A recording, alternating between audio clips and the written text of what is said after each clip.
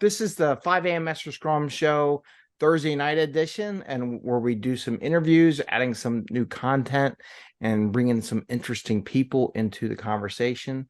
Tonight we have Denzel Giraldo, and I met him through our Philadelphia tech entrepreneurs group. I saw his video on it, and I saw it. I said, my audience would love to hear from you and all your diverse things.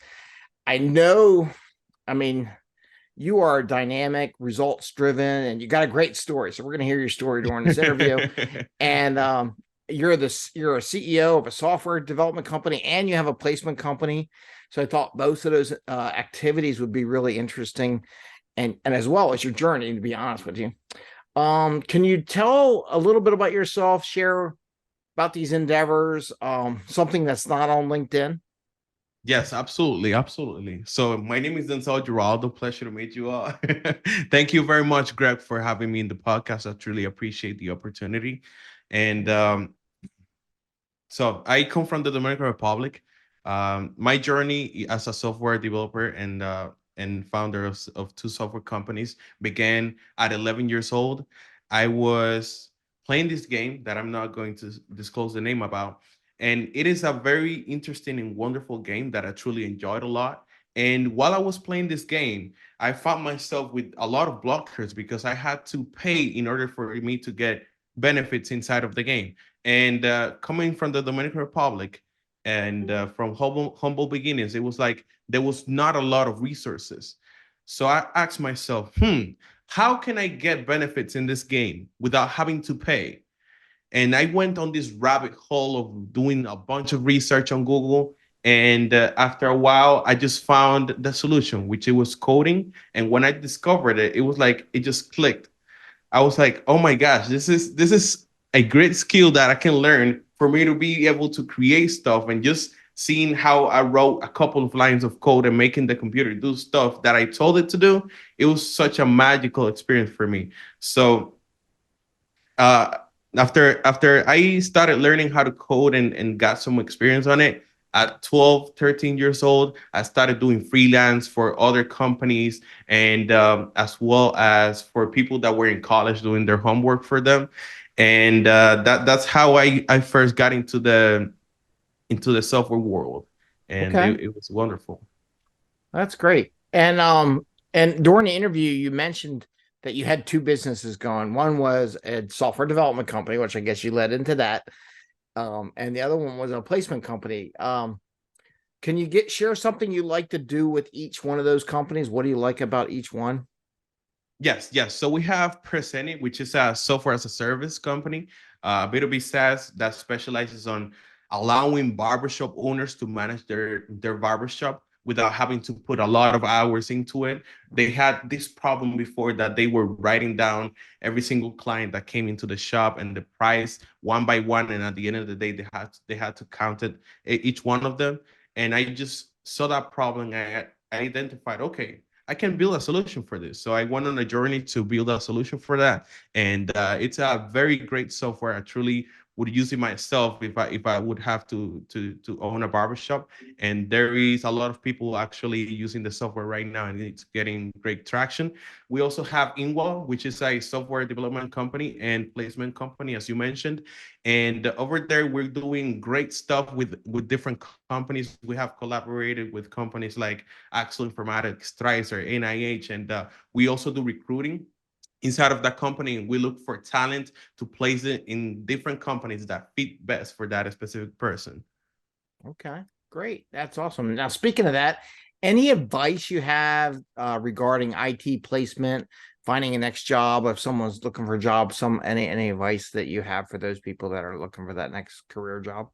Yes, absolutely. If you are looking for a software development position or any kind of position in the IT world, our requirement is to have LinkedIn. It might sound so silly and so stupid, but a lot of people nowadays they're not truly aware how important is LinkedIn in your career, because that's like your public resume. That's what people are going to look first before they even get to know you. And even if you submit a resume to a company, they always check your LinkedIn. So that will be a first most have that I would recommend, and create a lot of connections through LinkedIn. Connect with people in the software world, with with people that work in different software companies, and ask them about their experience, so that way you can gather knowledge and how the process was with them. And aside from having LinkedIn in your resume, something really important, it's the experience. Have some experience, right? Yeah. Companies mostly, they don't look for certifications, or where do you go to school. Nowadays they truly don't care too much about that, because when it comes to software and in the IT world, it's more about skills Mhm. than what do you have to show. Right. And if you have, let's say, experience, it's that will bring you farther in your career than a person that maybe went to Harvard. The Yeah. Harvard position, it doesn't matter at this point, because they're just focusing on the actual skill set that you can provide. And if you do Yeah. not have experience, and this and if even if you have or not have Yeah. experience, if you're looking for a job, let's say for example as a software developer, one thing that it's a must have if you want to outstand out of all of the engineers that are posting their resumes in the application, is to have a portfolio and things to show in your GitHub, for example. Yeah. And if you're a designer or something, just put some of your designs in your resume as well, so that way people can see what quality of work you're able to provide. For example, when a company is checking for resumes, right? Yeah. Especially software developers. Software developers, the first things that they're going to go to do is go to your LinkedIn, check your that your profile matches with your resume experience, and then they're going to go into your GitHub to see if you got something public over there. And one thing that developers trust is seeing other developers posting stuff in GitHub.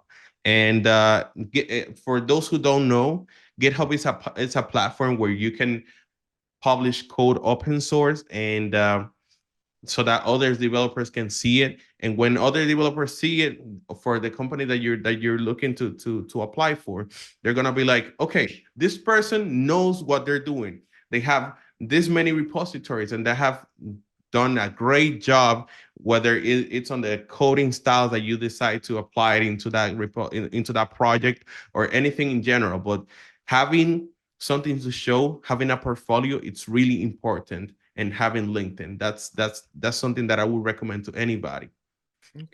Yeah, definitely. And I would say, like, I got like 14,000 connections myself. Connect with me, and maybe your second one would be the next job person you get, and then they'll find you. That's one of the things about connecting with recruiters like yourself, too, because they're connected with the people running the companies and everything like that. And I love your comment about GitHub. I always imagine me setting up an AWS server for my website and just changing it on the fly and go, okay, well I think you passed that part of the interview. Um, and when you say the GitHub, one thing, I mean, I would recommend just don't post your corporate that you're if you're working for a company, don't Yes. don't post your company stuff in open source GitHub, because every once in a while they'll probably check it and look for their and if they find it, you're done. So I do want to make that Yes. recommendation. It's your code, what you wrote for what you want to do, and not for what you wrote for a company. Just make sure that Absolutely, definitely. clarification. And you don't want to get sued. Yeah, you don't want to get sued, you don't want to get fired, you don't want to get terminated for stealing, right? Most of the Um, times when you're getting onboarded into a software company, the first thing that you do is sign a non-disclosure agreement. So if you post code, I can tell you that for of that company, I can tell you that it's not a great thing to do. Try to avoid that as much as possible. Never do it, and just post code that you're doing on a daily basis, maybe while you're out of work and you just yeah, have this couple extra hours that you're free. Just dedicate that time to create a project of yourself that you can say, okay, this project maybe it doesn't have something useful in the real world, but it's something that I created just to for me to practice my skill set. yeah. And And if you play a game like you used to when you were a kid, post some code to modify the game. You know, all these games have skins now and all that. You could write code for that, and there's lots of things that are available. So no, I think that's a great, have yourself a portfolio, like you said. I think that's a great Absolutely. recommendation. Absolutely. And you mentioned something really important, and it's on LinkedIn. You have 14,000 connections. Yeah. The most amount of connections that you have, the more opportunities you're going to have. Because one thing that recruiters do a lot is that they look for software talent inside of LinkedIn. And if you have a bunch of connections, you're going to find yourself getting 1, 2, 3 messages a week, just from a recruiter that is trying to offer you a position, and it's trying to get you into the interview process as well. Yeah, and I'll even say, when I used to interview people for some of the companies I was a contractor for, and still, Greg, could you interview Scrum Master or this Agile coach and all that? I looked on LinkedIn too to see what they posted. So I know I didn't have a resume. I would make sure kind of matched up, or there was some stuff, or did they do anything in LinkedIn? Are they out there? Especially as a Scrum Master and an Agile coach, I'm always looking for people that are share their knowledge with other people. You know, Absolutely. that's what we do. Yeah. And people don't know how important the role of the Scrum Master plays into the software world, because the Scrum Master is that person that is over there to hold you accountable, that you're actually doing the work, to make sure that everything gets done correctly, and to cast the vision of where the project is supposed to be headed at. And I I I am truly aware that people need to understand more how important the role of a Scrum Master comes into the play as well. It could be your partner too, and someone that helps you along as you go through your process too, especially in a career too. Absolutely. Now, on that, when you're assessing talent on an application, do you look at certification? I mean, you mentioned experiences, volunteering, or anything like that on the resume that go along with the coding per se, or anything like that? Yes. This is going to be very harsh for a lot of people.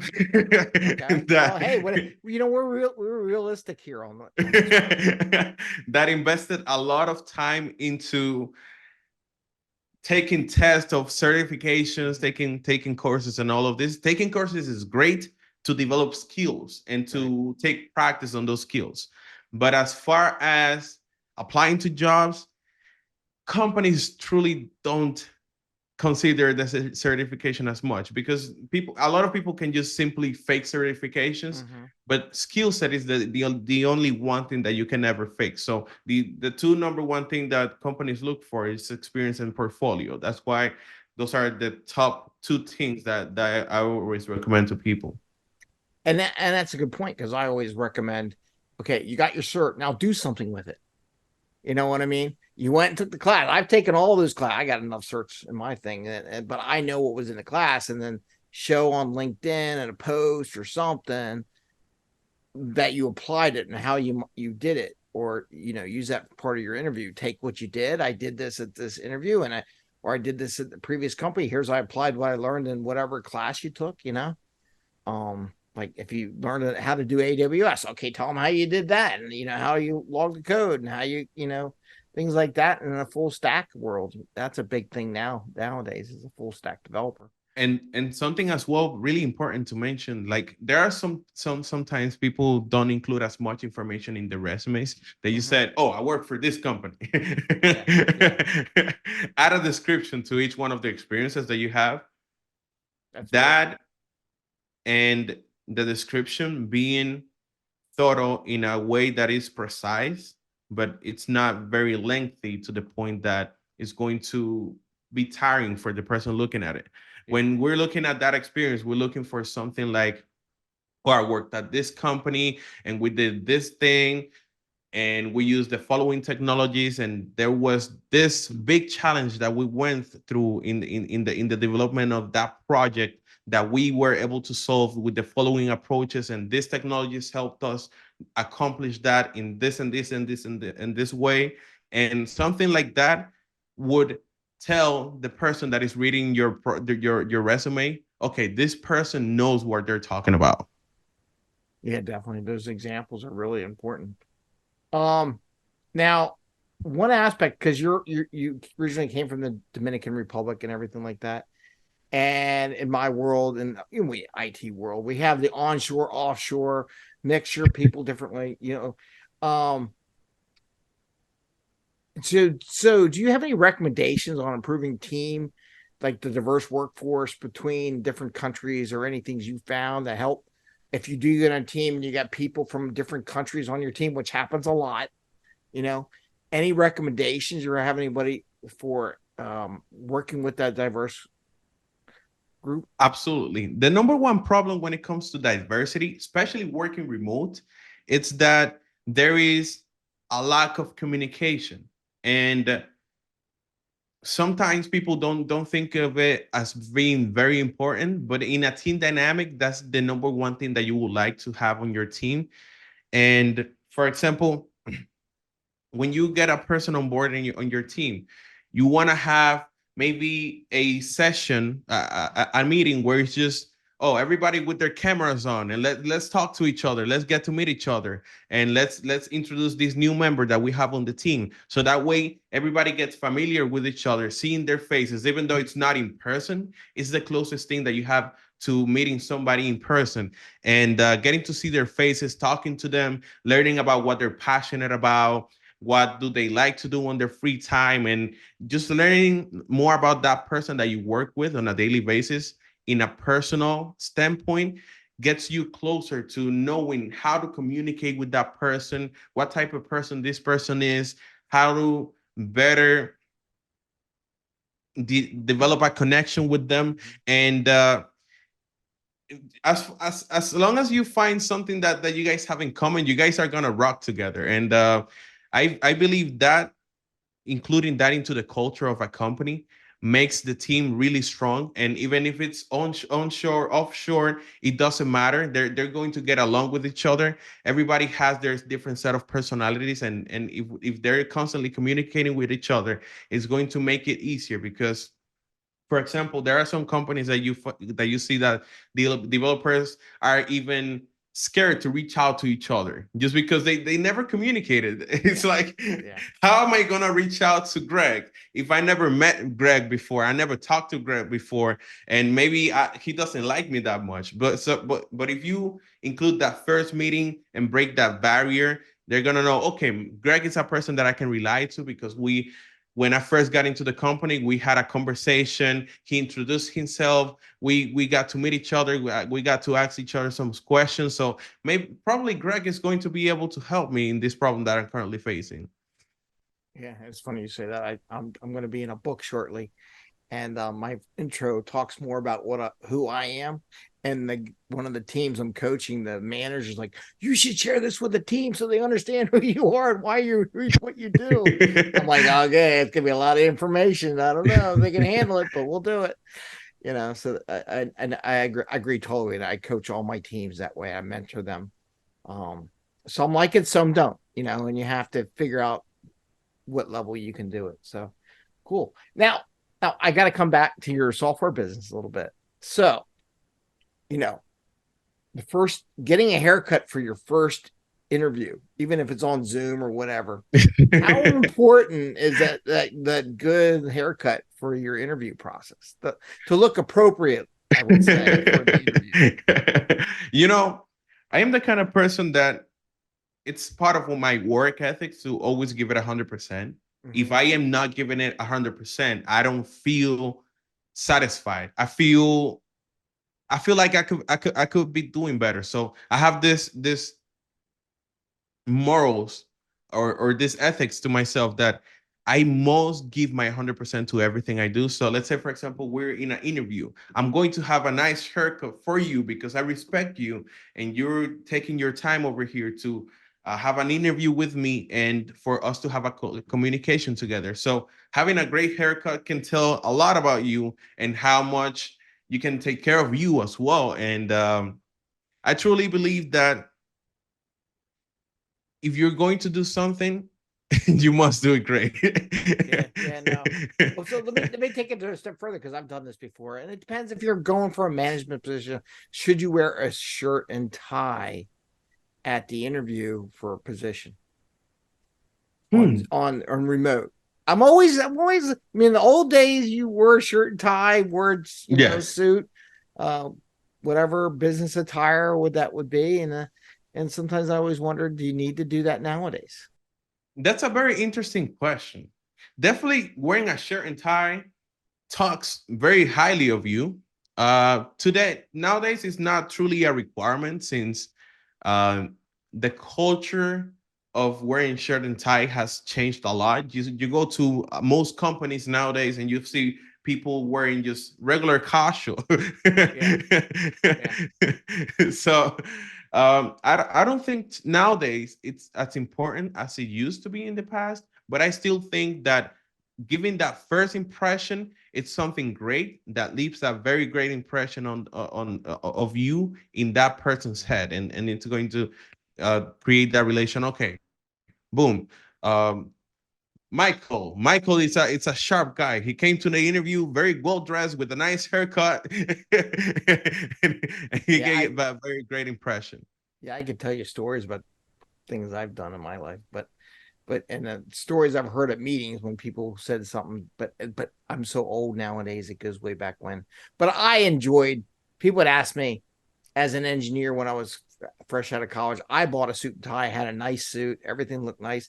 Part of it was because I didn't have the money to buy a suit before, and then I got the job, and I wanted to look nice. But the other thing was, as I learned, and this is more like a program project management type thing, when we were in the offices back in the 90s, if you wore a suit, you got attention. And if you need to go meet to a higher manager's office, the admin or the secretary would do more things for you because you came in respectful for the office. And I opened so many doors because I dressed appropriately for stuff like that. So it was funny. And I always saw a secret about my boss. He always had a tie hanging in his office. So he might not wore the tie all day long, but he always had one no matter what. So if he ever got caught up into the boardroom, he put the tie on. His little secret stash. I figured that out. I was like, "Ooh, I see what you're doing." And Um, that's really special that you mentioned that it opens so many doors. And you're right. Maybe picture this: you're walking into an office and you're just wearing casual clothes, or jeans and a and t-shirt, right? yeah, shirt and a You're t-shirt. either the highest level for your competence or you're not. Yes, just the level of confidence that wearing a tie in a shirt will give you. It's a different side, a different level of confidence. And also as well, let's say for example you're over there to meet the CEO of the company, and if you come with just regular with shorts and a regular shirt, they're gonna be like, "Oh, he's busy right now." Yeah, it's true. But if you come very presentable, giving a very great first impression of yourself, and you go to the assistant and you're like, "Oh, I'm here to meet the CEO." Maybe they think you're a CEO of another company, Yes, and you haven't even disclosed what is your position, it's and all they're over facade. here like, "Oh yes, Mr. Denzel, let's do Yeah, it." He's available right now, so I'm going to schedule a meeting for you. yeah, definitely, definitely. Um, so on that, we talked about haircut now, and you created your software for barbershops. So a lot of questions like when you're can you give us an example of seeing a problem, how you broke it down to improve the process? How do you, and also how do you go about getting customer feedback to prepare? Like you're going to develop a system solution, and we might get a cat here. Bubbles, are you here? Bubbles interfering. There's Bubbles. She's a co-star. She's like, okay. Anyway, so back on this one. Sorry about that. No Um, problem. but how do you go about getting that information you need to develop that solution for your customer? Absolutely. So the number one thing that you got to look for if you're looking to implement Mm-hmm. maybe a software for a company that they're doing something inefficiently, it's, do they have a standard, an SOP, a standard operating Mm-hmm. procedure, something that they always do no matter what, even though it might not be efficient nowadays, it's something that they always do. So based on that, let's say, for example, to take the barbershop application as an Mm-hmm. example, Mm-hmm. they have this standard operating procedure, which is like they finish cutting hair, maybe after an hour, 2 hours, 30 minutes. After they finish cutting that person's hair, they go on their way and they take whatever they left, the pen or the pencil, and they go and bring also the little thing, that the little sheet of paper that they're going Yeah. to write the ticket on, and they write it down. For example, $15, Right. and they write their name, and then they write maybe the type of haircut that they did. Mm-hmm. And after that, they walk into the counter and put that ticket into a place where everybody puts all of their tickets. So based on that constraint, you have to consider, okay, so if this repeats all the time, what is something that we can do that can save them time and that removes the pencil and the paper from the equation? Okay, maybe we can write a software. Maybe we can create a machine that they have in front of them. Whatever it is that we can provide as a solution, it has to begin with first knowing what is the standard operating procedure. For example, if there is a company that do not have any standard on how they operate, there's no way in the world you can write a software for it, because software is specific. The Mm-hmm. software is just going to go work only one way, in one way, the only way that you tell it. And for example, the ticketing feature that we build, for example, they know now, because they have to start, click the button, a button to start the ticket, right? They Right. know how long they took cutting that person's hair, so they can think to themselves, okay, I took 1 hour to do this haircut. This was a very basic haircut. Maybe I can take 30 minutes next time. And now they're timing themselves, Mm-hmm. and they just do it right over their phone. So instead of just having to look for it, they can just have it right on their pockets, or right in front of them on a table, on a tablet, and just click start, click finish. Once they finish, they just click it again, click the service that they did. No longer have to write down the price. They just click the service and then click complete. And the system automatically counts each one of those tickets and add it, and also calculates the commission for them, which is something that they used to wait till the end of the day to know, to count each one of those tickets in a little box that they put everything Yeah. together. They used to just count each one of them by one and group them by the name of the barber. So now they, instead of having to do all of that process and then calculate the commissions after knowing how much did the barber make, the barber can instantly know how much did they make in real time, because it was done by a computer, and the computer never fails. Yeah. If you do it correctly, obviously. Yeah. Yeah. Yeah. But and just having the leverage that now they just go into their pockets. Okay, I'm making $50. Before, they had to wait until the end of the day to know that information. Well, let And me ask you a question. When you did that, and you're selling now, you're selling. Do you talk to about how much time you save? Like, I can just imagine the time it would take to sort out every, like, if you're just piling tickets in a pile, you got to desort them. Who's got what? You got to read it and understand it. Everybody's handwriting is terrible, right? and, yeah. and and and then how much time it would take them to sort it out, and then, like you said, it takes time for you to figure it out. Even the person doing the barber or the styling service, you don't really know until the next day what you did or what you're going to get paid. At least if you do it on a computer, if you I guess your program provides that information. Like, at the end of the day, here's what you should, approximate amount how much money you made, and gives you an idea, right? Yeah, with the computer, you can know in real time how much you made because you just click it, boom, boom, and now it calculates it for you. And another thing, you mentioned it as well. You don't know how much you made. So maybe you have an owner that is not very trustworthy. Yeah. And when he's counting tickets, he's throwing some tickets into the garbage. What can you do in that And then scenario? it's a he said, she said kind He said, she of, said, there's yeah. no way to validate whether you made that ticket or not. So maybe you're losing a lot of money. But with a system, for example, you see every ins and out. There is Mm. like an audit log system that we created as well, that they're able to see what type of activities did the owner did on their account. So if the owner created a ticket in their behalf, they see it and the time that the owner did it and everything. If the owner deleted a ticket, they also see it. And software brings this level of transparency that you wouldn't Yeah. be able to have with paper because you're not omnipresent. You cannot be everywhere and just see what things are going on, but you can have a software that can tell you the time and date that things happen and the specifics, what changed, what price changed, what tickets was Yeah. removed, or any specific thing that you would like to know. Yeah. I could see the software being used so many different ways. It's and it should your software should be everywhere right now. I can look at my hairstylist, my place I go get. They probably could use it. So that's awesome. I think that's pretty cool. Um,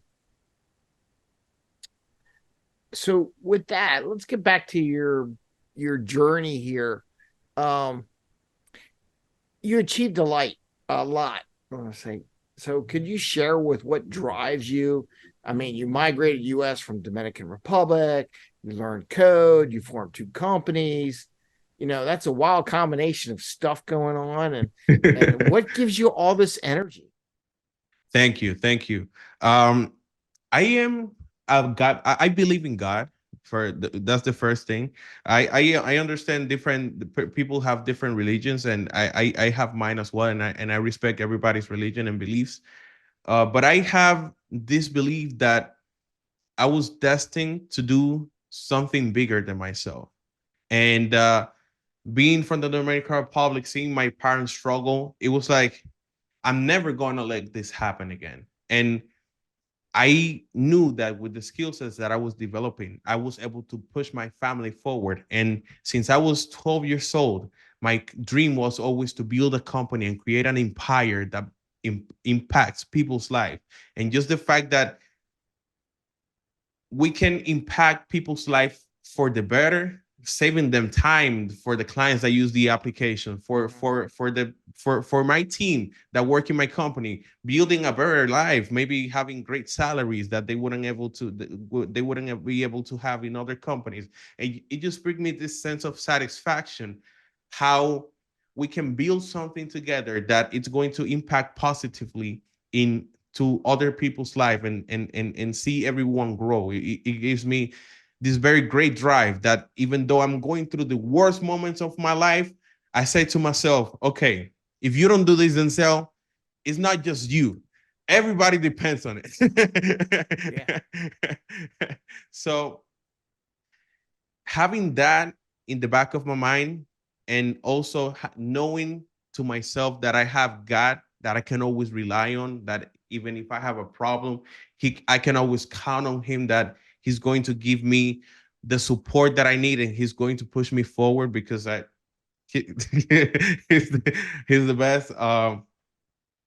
It's just I feel like I'm unstoppable. Thank God. I appreciate. I can appreciate that. And with that, do you want to plug your companies or anything? How do they get a hold of you?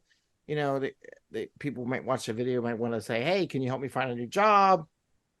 You know, Absolutely. how can I Absolutely. share your software, what you're creating with other people? Absolutely. So we have a website which is inwall.com. I'm on LinkedIn, Denzel Giraldo, and on Instagram as well with the handle at Denzel Giraldo. I think it's over here on the video as well. Mm-hmm. Um, and yeah, feel free to reach out to me. I'm always willing to help and to give advice if there is anything that I can possibly help you with.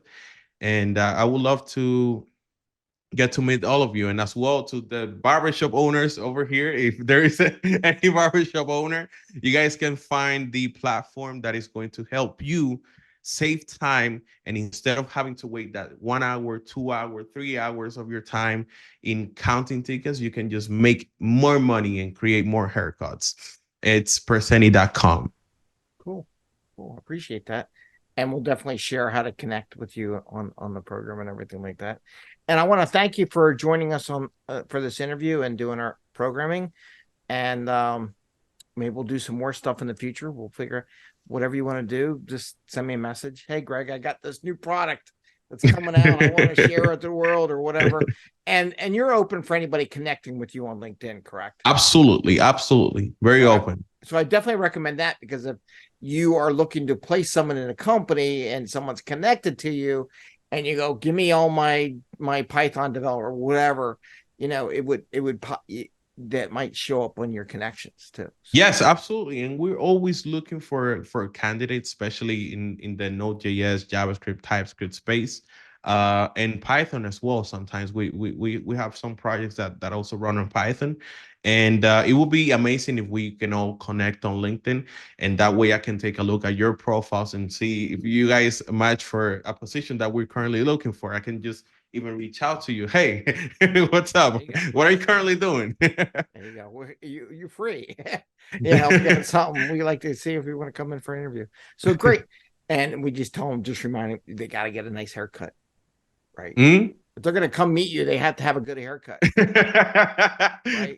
No, it's not the standard. It speaks well about it you. could be done in a certain way. I'm not saying it has to be nice and clean, but it could be, whatever it is, But definitely give a nice first impression about yourself. It speaks highly of you. Well, Denzel, thank you very much for being on our show, and appreciate it. And I wish you the best luck in your businesses. Thank you very much, Greg. Have an amazing day. God bless you. Thank you for having me in the podcast.